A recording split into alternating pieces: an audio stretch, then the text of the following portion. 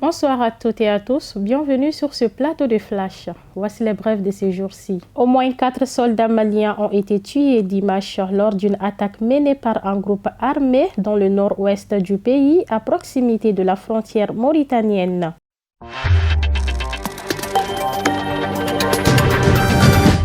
En Éthiopie, les rebelles du Tigré posent leurs conditions à cesser le feu. Les autorités rebelles du Tigré ont affirmé dimanche accepter un cessez-le-feu de principe dans cette région du nord de l'Éthiopie dont ils ont largement repris le contrôle, tout en posant des conditions qui rendent un accord formel difficile avec le gouvernement.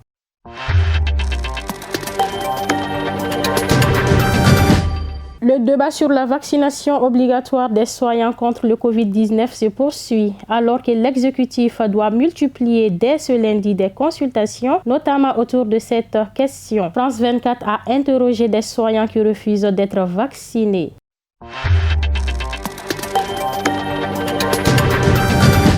Au Japon, les secouristes étaient toujours à la recherche de survivants lundi 48 heures après la gigantesque coulée de boue à Atami, dans le centre du Japon. La mort de 3 personnes a été confirmée jusqu'à présent, mais il ne s'agit que d'un bilan très provisoire.